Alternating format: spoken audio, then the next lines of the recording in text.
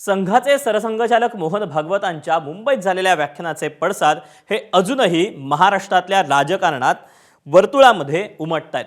स्वातंत्र्यवीर सावरकरांना भारतरत्न देण्याच्या मुद्द्यानंतर आता सरसंघचालकांनी भाषेबाबत केलेलं विधान हे चर्चेत आलं आणि त्याचं कारण ठरली आहे राज ठाकरेंनी केलेली एक फेसबुकवरची पोस्ट।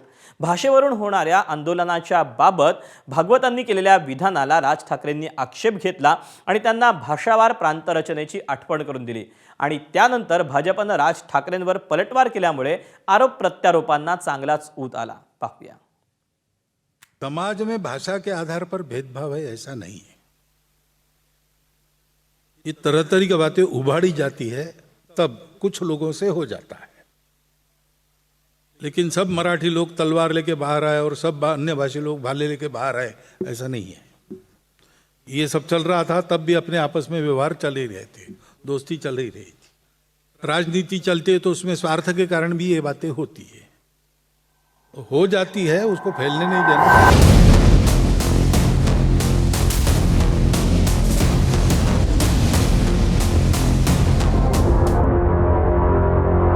राष्ट्रीय स्वयंसेवक संघाच्या शताब्दी पूर्तीनिमित्त सरसंघचालक मोहन भागवतांनी अनेक मुद्द्यांवर आपली मतं व्यक्त केली। त्यात महाराष्ट्रात सुरू असलेल्या मराठी विरुद्ध हिंदी वादाच्या अनुषंगानं त्यांनी केलेल्या विधानावर मनसे अध्यक्ष राज ठाकरेंनी आक्षेप घेतलाय। यासाठी मोहन भागवतांना उद्देशून त्यांनी खरमरीत फेसबुक पोस्ट लिहिली आहे। मोहन भागवतांनी भाषेबद्दल आग्रही राहणं, आंदोलन करणं हा आजार असं विधान केलं। भाषावार प्रांतरचना का करावी लागली हा इतिहास भागवतांना माहीत असावा। भाषेबद्दलचं प्रेम, प्रांताबद्दलचं प्रेम हा आजार बहुसंख्य राज्यांना आहे। 4-5 राज्यातील लोकांच्या झुंडीच्या झुंडी वेगवेगळ्या राज्यात जाऊन आगाऊपणा करतात। या झुंडी तिथल्या स्थानिक संस्कृतीला नाकारून तिथल्या भाषेचा अपमान करतात, स्वतःचे मतदारसंघ तयार करतात। तेव्हा झुंडींविरोधात स्थानिकात रोष तयार होतो आणि त्यातून उद्रेक तयार होतो। तुमच्या लेखी हा आजार असेल तर तो आजार आपल्या गुजरातमध्ये पण पसरलाय। गुजरातमध्ये उत्तर प्रदेश, बिहारच्या हजारो लोकांना पळवून लावलं, तेव्हा तिकडे जाऊन समरसतेचे धडे का नाहीत दिले? भागवतांनी असे धडे कर्नाटक, तामिळनाडू, आंध्र प्रदेश ते पंजाब ते पश्चिम बंगाल इथं जाऊन का नाही दिले? मराठी माणूस सहनशील आहे पेक्षा इथले सत्ताधारी लिपलिपित करण्याचे आहेत म्हणून भागवतांची हिंमत होते। भैयाजी जोशींनीही मुंबईची भाषा ही फक्त मराठीच नाही तर ती गुजराती पण आहे असं विधान केलं होतं। मुळात स्वतःला अराजकीय संघटना म्हणवून घेणाऱ्या राष्ट्रीय स्वयंसेवक संघानं या भानगडीत मुळात पडायचंच कशाला? संघाच्या कामाबद्दल आमच्या मनात आदर आहे, पण म्हणून अप्रत्यक्ष राजकीय भूमिका घेण्याच्या भानगडीत पडू नये आणि पडायचंच असेल तर देशभरात हिंदी जी मुळात राष्ट्रभाषा नाही ती लादणाऱ्या सरकारचे कान उपटून दाखवा। यातच हिंदुत्व आणून आम्हाला ज्ञानामृत पाजण्याचा प्रयत्न करू नका। राज ठाकरेंची ही भूमिका उचलून धरत ठाकरेंच्या शिवसेनेनं भाषावार प्रांतरचनेची आठवण करून दिली आहे। एक लक्षात घ्या, भाषेसाठी नाही लढायचं तर मग कशासाठी लढायचं? हा देश का निर्माण झाला? भाषावार प्रांतरचना का निर्माण केली संविधानानुसार? आणि तुमच्या संघाचीच भूमिका आहे की प्रत्येक प्रादेशिक भाषा ही राष्ट्रभाषा आहे। हे भागवत साहेबांच्या कानावर गेलेलं दिसत नाही त्यांच्या संघाची भूमिका, त्यांच्या संस्थे संघटनेची भूमिका। राज ठाकरेंनी थेट सरसंघचालकांच्या भूमिकेला आव्हान दिल्यानंतर भाजपच्या वरिष्ठ नेत्यांनी राज ठाकरेंवर पलटवार केलाय। राज साहेबांनी वगैरे ते आमचे मित्र आहेत, पण मी यावर काही फार बोलावं असं नाही, पण राज साहेबांनी आपली उंची तपासली पाहिजे की मोहन भागवतजींनी आपलं जे संपूर्ण आयुष्य जे आहे ते राष्ट्रीय कार्याकरता आणि समाज निर्माण करण्याकरता आपलं जीवन समर्पित केलं आहे आणि मोहन भागवतजी बद्दल बोलणे हे राजसाहेबांनी हे सूर्याला दिवा दाखवण्यासारखे।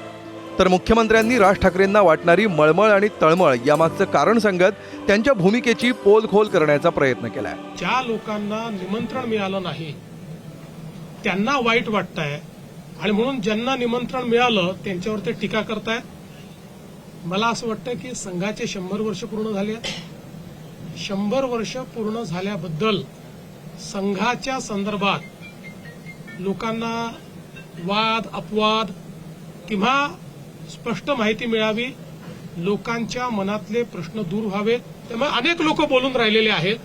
मला असं वाटतं की या संदर्भात त्यांची असूया एवढीच असावी सगळ्यांची की आम्हाला का बोलवलं नाही। नितेश राणेंनी भाषेवरून सुरू झालेला हा वाद धर्माच्या मुद्द्यावर नेलाय.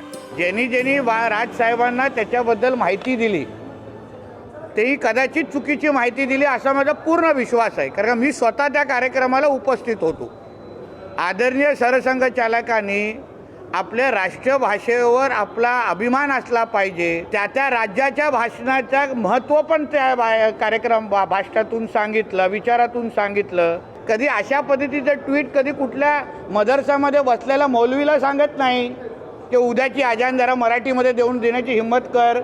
कधी मालेगावमध्ये जाऊन सांगत नाही. तिथे हिंदू आणि हिंदुत्वाचा विषय असेल तिथे लगेच आपला द्वेष पसरून पाकिस्तानमध्ये बसलेल्या अब्बांना खुश करण्याचा हा जो कार्यक्रम आहे ना, म्हणून मुंबईकरांनी आणि सगळ्यांनी घरी बसवलेला आहे. तर सलमान खानवर बोलण्याचं आव्हान देत मनसेनं राणेंवर पलटवार केलाय. याचं उत्तर सलमान खानने द्यायला पाहिजे ना. मी तर म्हणत नाहीये सलमान खान हिंदू आहे का मुसलमान आहे किंवा काय आहे. जर त्यांना जर वाटत असेल सलमान खान हिंदू आहे असं नितेश राणेंचं म्हणणं आहे, तर सलमान खानने हे स्पष्ट केलं पाहिजे. मला तर वाटतं आमचं हिंदुत्व काय आहे आणि काय नाही हे आम्ही वेळोवेळी दाखवलंय. आम्हाला कुठल्याही नितेश राणेसारख्या लोकांच्या सर्टिफिकेटची गरज नाही. भाषेच्या मुद्द्यावरून सुरू झालेल्या या वादाची भाषा ही आक्रमक होत चालल्याचं चित्र आहे. या क्रियाप्रतिक्रियांनंतर हा वाद शमणार की पुढेही सुरूच राहणार हे लवकरच कळेल. ब्युरो रिपोर्ट, एबीपी माझा. एबीपी माझा, उघडा डोळे बघा नीट.